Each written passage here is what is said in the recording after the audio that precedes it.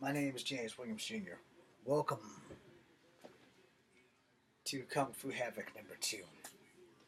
I know you guys are thinking, why all the flashy hand movements? I'll tell you why. Earlier today I made a statement that I'm going to make a video.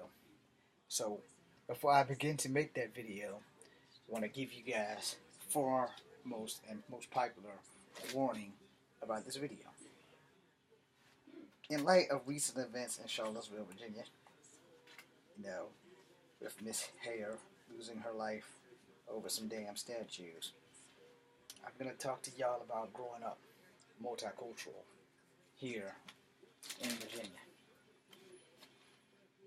And unlike a lot of people who grew up multicultural and they get to learn all of their cultures, well, my family, we didn't really take into the acknowledgement of other cultures in our family. I'm probably one of the only people on both sides of my family that acknowledge our Native American heritage.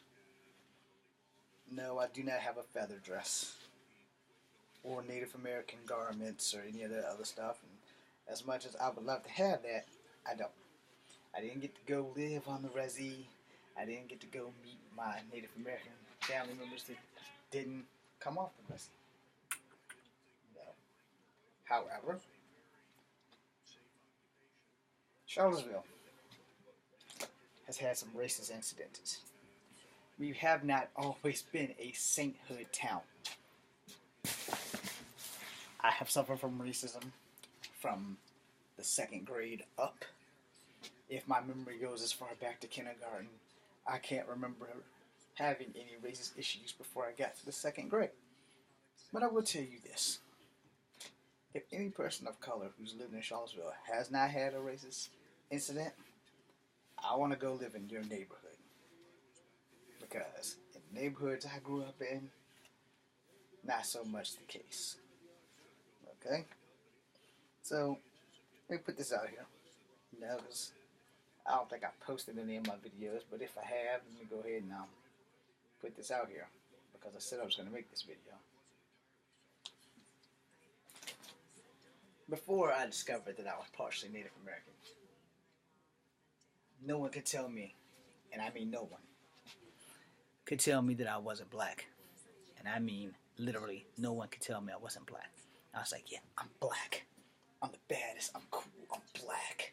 I'm black and I'm black and I'm black. And I never paid attention to my mother's skin color because to a kid, that's just mom. It's the woman you have to see every day. Never paid attention to my dad's skin color. To a kid, that's dad. I never paid attention to my great-grandmother on his side skin color, or my grandmother on my mother's side, or her mother's skin color, because that wasn't something we ever talked about. It wasn't something that we ever preached. One day, those things would change. I never seen the change coming. I never thought about anything about it. And then racist incidences started happening. Alright? So like I said, this town has not always been a saint. This town has not always been unified. This town has not always been nice. I played a slave once, Peter Fawcett, with the Historical Museum of Charlottesville, Virginia, which is right across the street from the Robert E. Lee statue. Alright? And this slave, the information that I was given was falsetto, and I had to learn how to work on the fly really quickly. When my acting professor gave me the role, I didn't want to do it because I didn't think I was that good. I got great reviews, but I never got offered the chance to come back to reprise the role. And that's cool, it happens. There's always somebody better, always. And I accepted that, no problem. I was trying to make movies. So, I took it as a,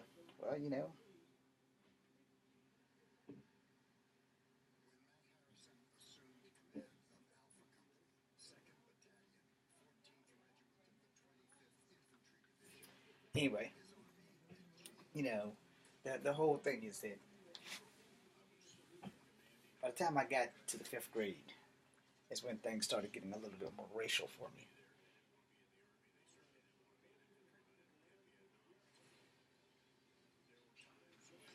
So I'm sitting here and I'm kind of perplexed because my fifth grade teacher was named Miss Conrad. Does that look like a canoe to you? Because she said, James, you're going to make the best canoes because you're part Native American. I was shocked when I found out she was right. I just thought I was black. I found out that I had white ancestry and black ancestry and Native American ancestry. I started being more open-minded about things. However, I tried to hide these facts because the little mixed kid didn't fit in when they had the race war at Burlington Moran. The black kids didn't want me because they didn't trust me. The white kids didn't want me because they didn't trust me. And I was just cut right down the middle. And in that, you know,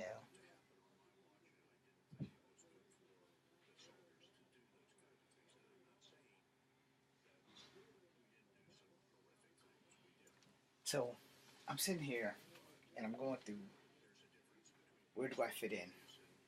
Am I black? Am I white? And this is way before that Michael Jackson, Tommy Davidson thing came out, you know. And then I had even forgot about the Native American part. So when I had racist incidents, up until I got like into my 20s, I never had a racist incident with Native Americans.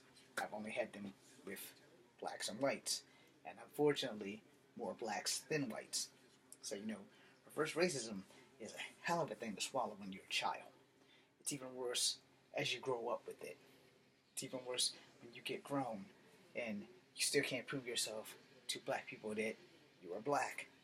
I've applied for jobs with people who were a little bit darker than me would look at me when I marked the words black, and they were like, are you sure you're marking the right thing? And I was like, well, my birth certificate says Negro, so I have to put that there because in Virginia, in the Commonwealth, it's a right to fire state. So lying on your application, check, right in the file. He lied on his application.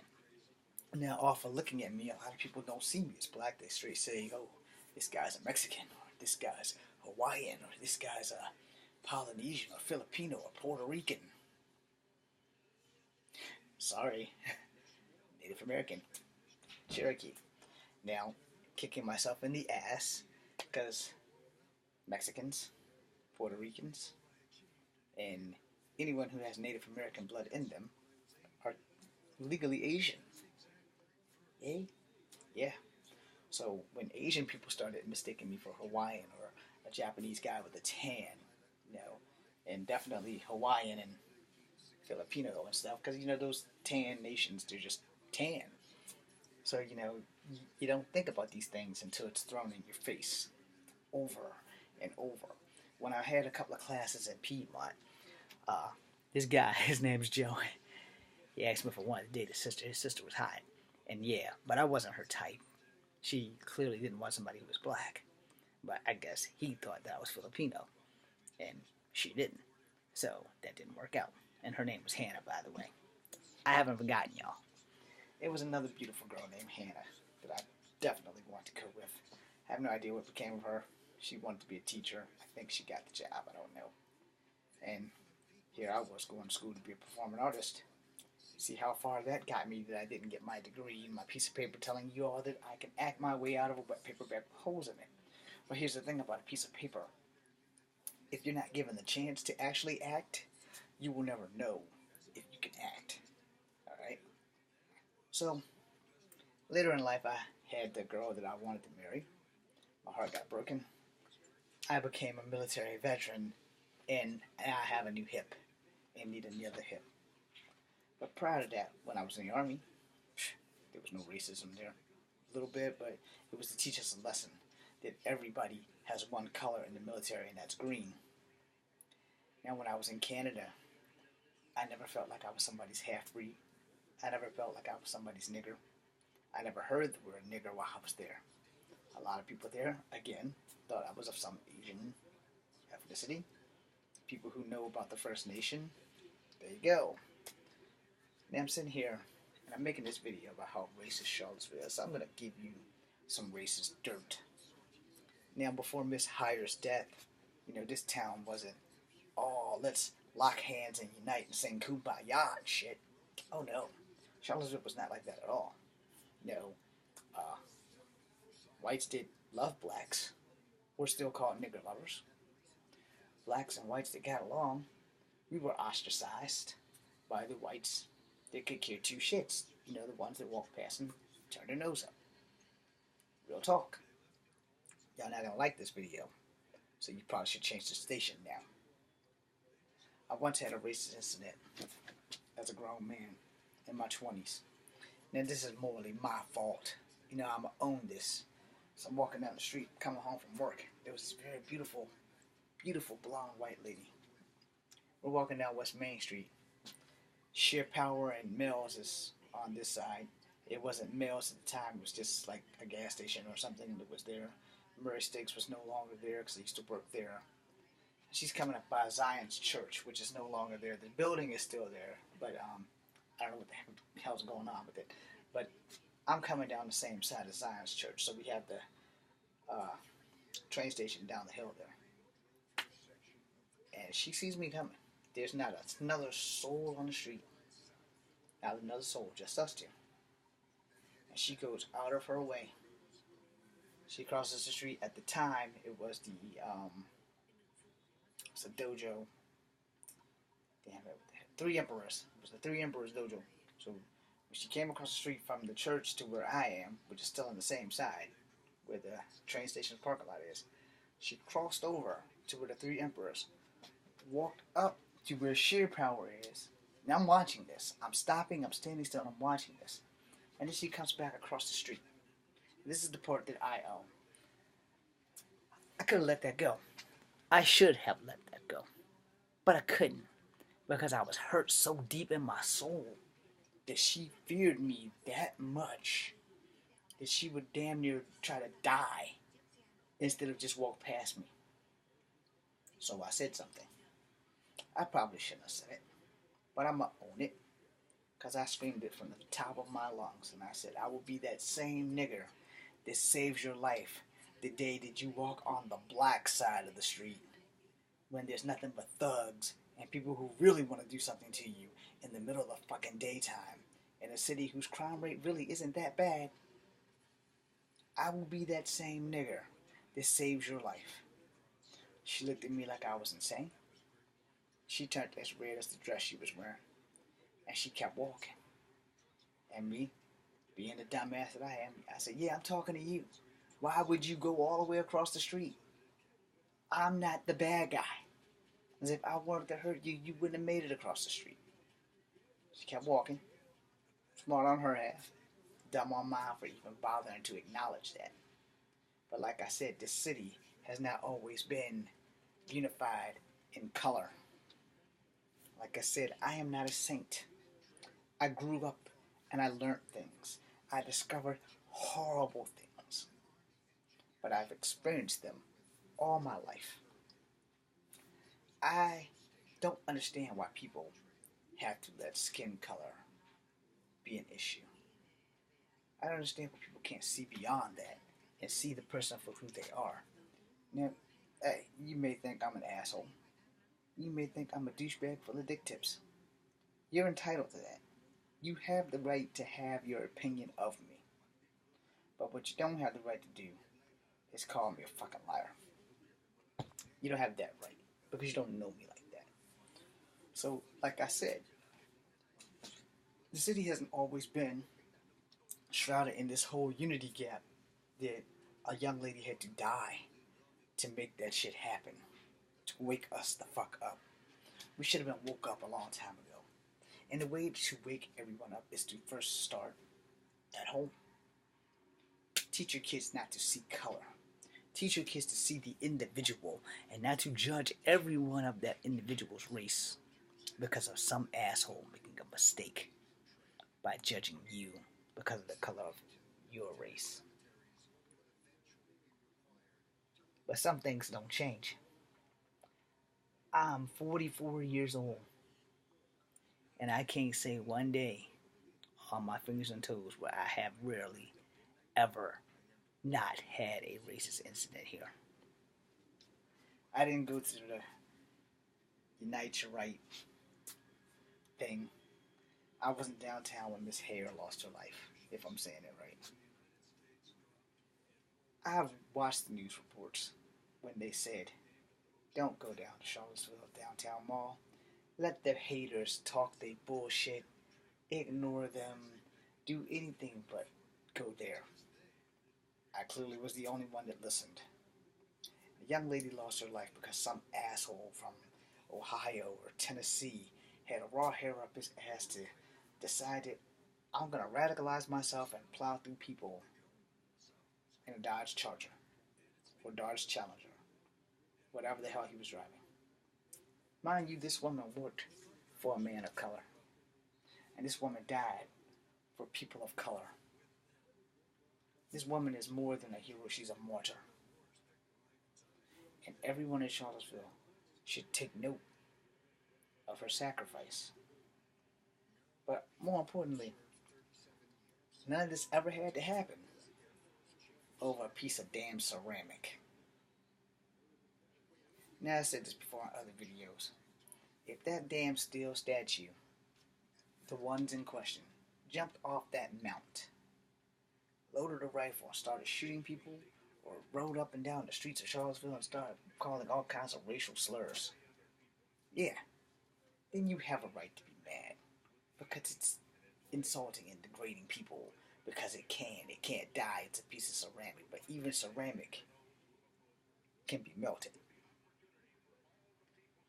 Now, for all the people who I have offended, try walking a mile in the shoes where someone calls you, hey chief, hey nigger, hey half-breed. Try walking a mile and trying to acknowledge that, yeah, you are those things to someone at some point, at some place, at some time in your life. You will always be this because no one wants to accept the one thing that no one can change. Before we're born, there's no collective, there's no matrix that you can go and ask the great creator or the great spirit or God or whatever you choose to believe in. You can't go there and say, hey, can I come out as a white man or a white woman? You don't get that fucking option. When your parents make love and procreate with you to be born, you get whatever the good Lord, God, the great spirit, whatever atheists believe in. You get what is meant for you to be. It doesn't get any simpler than that. And the thing is,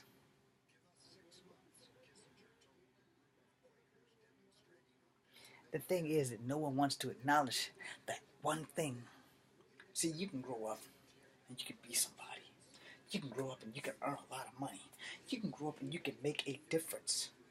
But there's one thing you can do that no matter what, you can grow up, you can grow old, you can pray, and unless you have a lot of money, the one thing that you cannot do is change the skin you're in. Yeah, we got Michael. He bleached his skin for supposedly having vitiligo. And then we have albinos that are black people who are solid white. And you know, those are not gifts or curse or blessings or whatever the hell you want to call them. Those are things that happen in the womb. And FYI, for the most part, when we're all born, very few of us are born dark. Very few of us. And it also depends on the region. It also depends on your ethnic background. It also depends on which one of your parents has the stronger genes. If your mama's genes are stronger and she's exceptionally light, there you go. If your daddy's genes are stronger and he's exceptionally dark, there you go.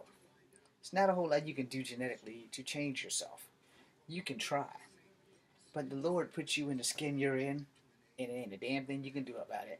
You can't go up to God, smack him in the mouth and say, understand the palm of my hand, I wanted to be a white man.